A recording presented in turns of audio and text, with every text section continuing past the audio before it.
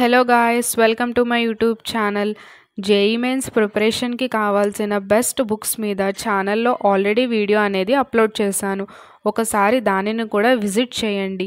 దాని లింక్ మీకు నేను డిస్క్రిప్షన్లో ప్రొవైడ్ చేస్తున్నాను. ఈ వీడియోలో మనం క్లాస్ 11 నుండి జేఈకి ఎలా ప్రిపేర్ అవ్వాలో డిస్కస్ చేసుకుందాం. ఫస్ట్ మనం కోచింగ్ గురించి డిస్కస్ చేసుకుందాం.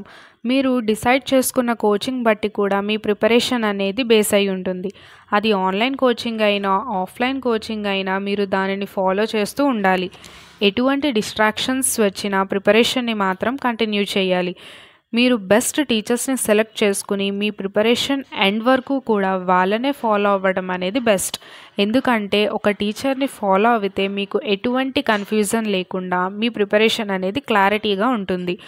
ఆన్లైన్ కోచింగ్ అయినా ఆఫ్లైన్ కోచింగ్ అయినా లేదా సెల్ఫ్ ప్రిపరేషన్ అయినా మీ ప్రిపరేషన్ మీద మీకు ట్రస్ట్ అనేది ఉండాలి. ఇప్పుడు మనం బుక్స్ గురించి డిస్కస్ చేసుకుందాం. మీరు ప్రిపరేషన్ కోసం కొన్ని టాప్ బుక్స్ మాత్రమే ఫాలో అవ్వండి. డిఫరెంట్ బుక్స్ని చేయడం కన్నా కొన్ని మాత్రమే క్లియర్గా అర్థం చేసుకుని చేయడం బెస్ట్. మీ డౌట్స్ని మీ రెస్పెక్టెడ్ టీచర్స్ని అడిగి క్లారిఫై చేసుకోండి. బుక్స్ మీద ఆల్రెడీ వీడియో అనేది అప్లోడ్ చేశాను.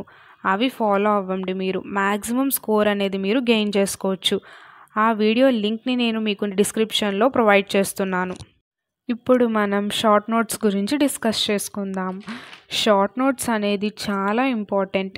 ఎందుకంటే మీరు మీ ఎగ్జామ్స్ టైంలో ఫాస్ట్గా ఎక్కువ మ్యాటర్ని అండ్ ఇంపార్టెంట్ మ్యాటర్ని సింపుల్గా రివైజ్ చేసుకోవచ్చు. మీరు ఒక లెసన్ని డీప్గా స్టడీ చేసిన తర్వాత అందులో మెయిన్ పాయింట్స్ ఏవైతే బాగా ఇంపార్టెంటో అండ్ ఏ పాయింట్స్ మీద క్వశ్చన్ రైజ్ చేసే ఛాన్స్ ఉందో వాటిని సింపుల్గా ఈజీ వర్డ్స్తో మీకు గుర్తుండేలాగా నోట్స్ అనేది ప్రిపేర్ చేసుకోండి. 3 సబ్జెక్ట్స్కి 3 డిఫరెంట్ బుక్స్ పెట్టి లెసన్ అవ్వగానే షార్ట్ నోట్స్ రాయండి. ఇది మీకు స్కోర్ గెయిన్ చేయడంలో చాలా హెల్ప్ అవుతుంది. ఇప్పుడు మనం డౌట్స్ గురించి డిస్కస్ చేసుకుందాం. డౌట్స్ క్లారిఫికేషన్ అనేది ప్రిపరేషన్ టైంలో చాలా ఇంపార్టెంట్.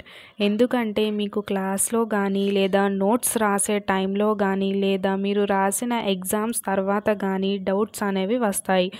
వాటిని వదిలేయకుండా అండ్ ఆల్సో పోస్ట్పోన్ చేయకుండా క్లారిఫై చేసుకోండి.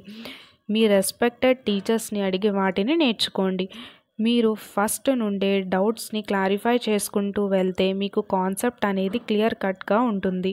అంతేగాని మీకు వచ్చిన డౌట్స్ని మాత్రం అలాగే ఉంచేస్తే మీకు తర్వాత కాన్సెప్ట్స్ అనేవి క్లారిఫై అవ్వవు. కాబట్టి డౌట్స్ క్లారిఫికేషన్ మీద కాన్సన్ట్రేట్ చేయండి. ఇన్ కేస్ మీకు వెంటనే అడిగే ఛాన్స్ లేకపోతే వాటిని షార్ట్ నోట్స్లో రాసుకోండి. తర్వాత అడిగి క్లారిఫై చేసుకోండి. మీరు డౌట్స్ అడిగాక ఇంపార్టెంట్ పాయింట్స్ని కూడా షార్ట్ నోట్స్లో రాయండి. మీ టీచర్స్ ఏమైనా ట్రిక్స్ చెప్పినా కూడా షార్ట్ నోట్స్లో మెన్షన్ చేసుకోండి.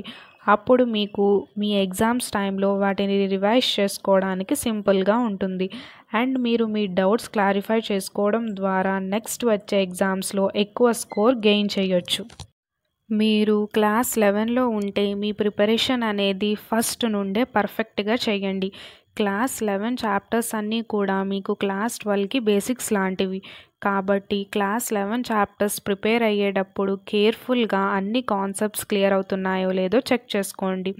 డౌట్స్ ఉంటే మాత్రం అడిగి క్లారిఫికేషన్ తెచ్చుకోండి. అండ్ ఆల్సో ముందు చెప్పినవన్నీ క్లాస్ 11 నుండే ఫాలో అవ్వండి. మీకు రిజల్ట్ వేరియేషన్ అనేది తెలుస్తుంది. ఇప్పుడు మనం ప్రిపరేషన్ గురించి డిస్కస్ చేసుకుందాం. మీరు మీ ప్రిపరేషన్ అనేది లైన్గా వితౌట్ ఎనీ కన్ఫ్యూజన్తో చేయండి. మీకు మంచి రిజల్ట్ రావాలి అంటే కోచింగ్లో చెప్పే దానితో పాటు మీ ప్రిపరేషన్ని కూడా యాడ్ చేయండి. అప్పుడే మీరు ఈజీగా మెయిన్స్ని క్రాక్ చేయొచ్చు. కాబట్టి హోమ్ ప్రిపరేషన్ అనేది చాలా ఇంపార్టెంట్. ఏ రోజు చెప్పిన టాపిక్ని ఆ రోజే రివైజ్ చేసుకోండి. డౌట్స్ ఉంటే క్లారిఫై చేసుకోండి. ఫార్ములాస్ లాంటివి డైలీ మార్నింగ్ లెగిసి రివైజ్ చేసుకోండి. ఫార్ములా బేస్డ్ క్వశ్చన్స్ కూడా మెయిన్స్లో ఎక్కువే వస్తాయి. కాబట్టి ఫోకస్ ఆన్ ఇట్. ఇప్పుడు మనం మాక్ టెస్ట్ గురించి డిస్కస్ చేసుకుందాం. ఇవి కూడా మీ రిజల్ట్లో కీ రోల్ అనేవి ప్లే చేస్తాయి. కాబట్టి మీరు ఎవ్రీ సండే ఆర్ మీకు ఏ డే కుదిరితే ఆ డే టైం లిమిట్ పెట్టుకొని మాక్ టెస్ట్ని రాయండి. అండ్ మీ స్కోర్ కూడా చెక్ చేసుకోండి. మీరు చేసిన మిస్టేక్స్ కూడా తెలుసుకోండి. మీకు అసలు తెలియని క్వశ్చన్స్ వస్తే ఆ క్వశ్చన్స్ నుండి కాన్సెప్ట్ని నేర్చుకోండి అండ్ అనలైజ్ చేసుకోవాలి.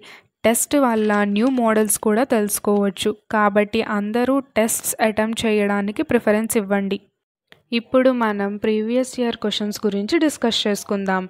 ఇవి చేయడం అనేది చాలా ఇంపార్టెంట్. ఎందుకంటే మెయిన్స్లో సేమ్ మోడల్స్ రిపీట్ అయ్యే ఛాన్సెస్ అనేవి చాలా ఎక్కువగా ఉంటాయి. కాబట్టి అందరూ పీవైక్యూస్ మీద ఫోకస్ చేయండి. పాస్ట్ 5 ఇయర్స్కి రిలేట్ అయిన క్వశ్చన్స్ అన్నీ చేయండి. మీకు ఇంకా టైం ఉంటే మాత్రం పాస్ట్ 10 ఇయర్స్వి కూడా కంప్లీట్ చేయండి. ఇలా చేయడం వల్ల ఫిజిక్స్లో ఎక్కువ ఏ ఫార్ములా మీద క్వశ్చన్స్ అడుగుతున్నారనేది తెలుస్తుంది. అండ్ కెమిస్ట్రీలో ఎన్సీఆర్టీ నుండి క్వశ్చన్స్ అనేవి ఎలా ఫ్రేమ్ చేస్తున్నారనేది కూడా తెలుస్తుంది. ఎక్కువగా రిపీట్గా అడిగే టాపిక్స్ కూడా తెలుస్తాయి. అండ్ మ్యాథ్స్లో ఏ మోడల్స్ అండ్ ఫార్ములాస్ ఎక్కువగా రిపీట్ చేస్తున్నారనేది కూడా మీకు క్లారిఫికేషన్ వస్తుంది. ఫైనల్గా మీ ప్రిపరేషన్ని ఎటువంటి డిస్ట్రాక్షన్ లేకుండా ఫోకస్తో కంప్లీట్ చేయండి. ఫస్ట్ నుండి డౌట్స్ని క్లారిఫై చేసుకోండి. All the best for everyone for your preparation. మీకు ఇంకా జేఈ మెయిన్స్ అండ్ అడ్వాన్స్కి రిలేట్ అయ్యి ఏ టైప్ ఆఫ్ వీడియోస్ కావాలో కామెంట్ చేయండి. మీకు ఇంకా ఏమైనా డౌట్స్ ఉంటే కూడా కామెంట్ చేయండి. మీరు ఎటువంటి అప్డేట్ వచ్చినా వెంటనే తెలుసుకోవాలి అనుకుంటే ఛానల్ని సబ్స్క్రైబ్ చేసుకోండి అండ్ బెల్ ఐకాన్ని కూడా ప్రెస్ చేయండి. Please do like, share, comment and subscribe to my channel Soumya ఎడ్యులన్. అండ్ మీకు తెలిసిన ఫ్రెండ్స్కి కూడా ఈ ఛానల్ని ఫార్వర్డ్ చేయండి.